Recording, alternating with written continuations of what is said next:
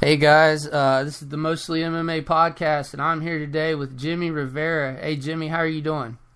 I'm doing good, man. How you doing? Oh, great, man. Really excited to have you on the show, man. You've been on one hell of a run. You just had a war with Thomas Almeida. You know, you won the war convincingly, but how are you feeling after that fight? Feeling great. Just back at my school, focusing on my students now, and about to start the day of work. Oh, good deal, buddy. Your fight with Thomas, that was a really great fight. Was your game plan to stand with him? Yeah, the game plan was to stand with him or go down to the ground, depending on where I needed to take the fight to win it. Yeah, I was watching it, and like the first time that you dropped him, one of the kids walked in front of the TV right as it happened. I was like, oh, man. That's, sorry about that. Even though you won that fight convincingly and clearly, would you consider that one of your toughest fights? Yeah, it definitely was a tough fight. I think every fight's tough. Yeah. I know, with Faber, you had the eye poke, and that affected you a little bit. But, you took that fight convincingly, too. Yeah, I mean, it happens in fights. You got to kind of roll with the punches and go with the flow. And hopefully, you do everything possible to get the win. Yeah, there's, the Conor McGregor stuff going on, and then UFC 214. And do you feel like your fight with him kind of flew under the radar? Yeah, I don't think it was really marketed a lot. It flew a little under the radar. I mean, you had two guys with a combined record of 41 and 2. You know what I mean? It's unbelievable. Yeah. Matchups. Have you heard on any news on whether you'll be looking at a title shot or an interim title shot? Nothing yet. Nothing.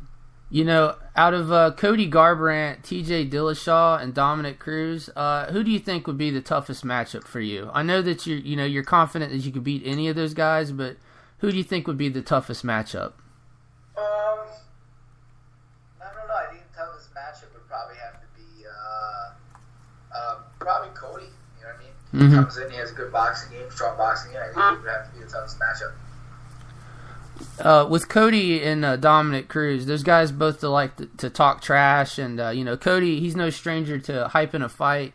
If you were matched up with one of those guys, how would you deal or react with the trash talk or the hyping of the fight? I just laugh at it. I think it's funny. It's humorous. Maybe join it a little bit. It doesn't really faze me. It doesn't bother me at all. Yeah, it's definitely entertaining for the fans. We love that stuff. I know Cruz isn't the champ anymore, but him doing ringside commentary and knowing that it's a guy that you could possibly be matched up with later, does that give you a little more like extra motivation or fire for that fight? Nah, he's in the way. He's number one ranked guy and he has the spot, so I think he should either defend his spot or get out of the way.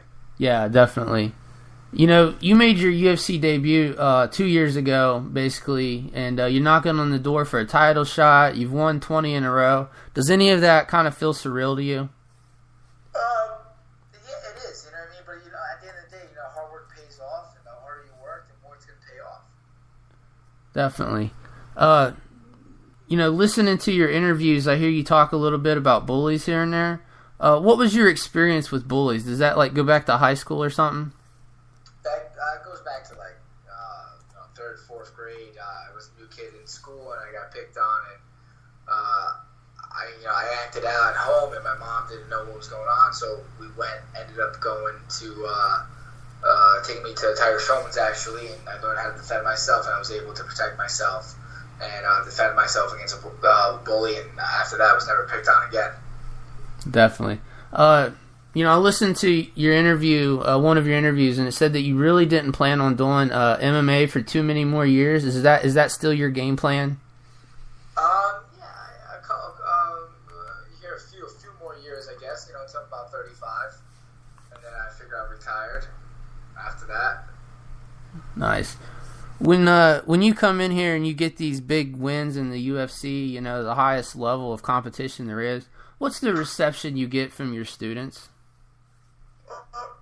They're really happy for me, and they're excited, and they're happy to have an instructor like me to being able to teach them, and it's awesome to make them proud. Yeah, you know, for some people, sometimes you're learning from a guy that maybe you don't respect as much, and so that's definitely got to be something like, all right, if Jimmie says I should do it this way, that sounds right. Yep. I know you don't like winning by decision, but a couple fights ago you won a fight of the night. Did that make it a little better? I know you talk about being a perfectionist.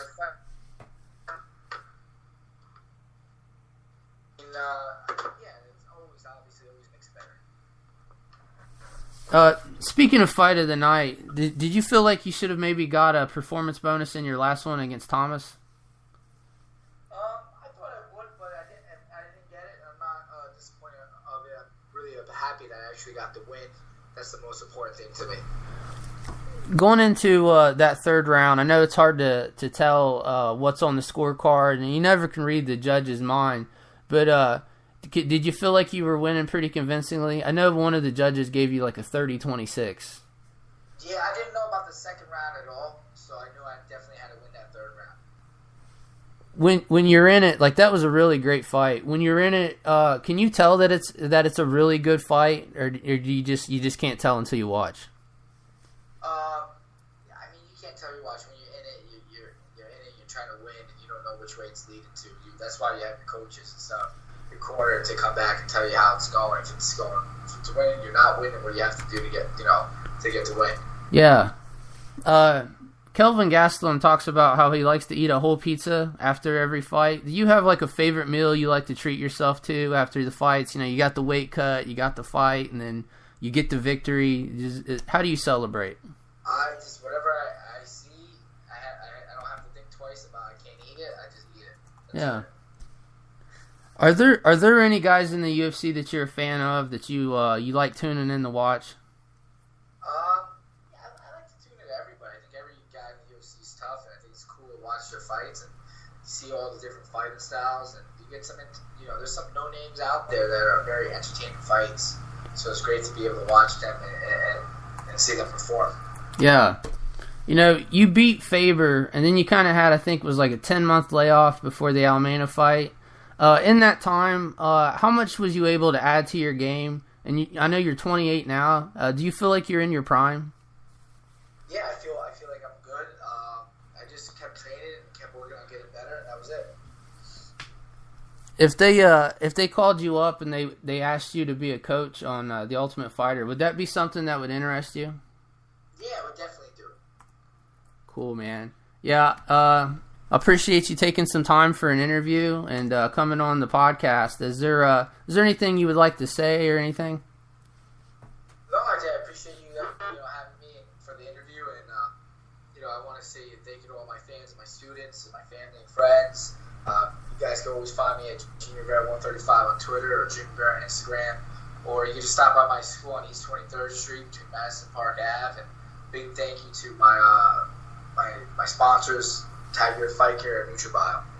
Good deal, Jimmie. I'll be watching for you and rooting for you, man. And I hope you get the title shot, man. There's not a lot left in that division. There's not a lot of challenges left for you. I think it's time to give you one of those top guys. I'm looking forward to that.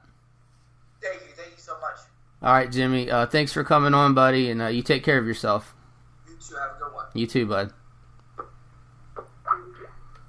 All right, guys, that was another episode of Mostly MMA with Jimmie Rivera. Thanks for listening and tuning in, and I'm trying to bring you guys a new episode every week. Thanks.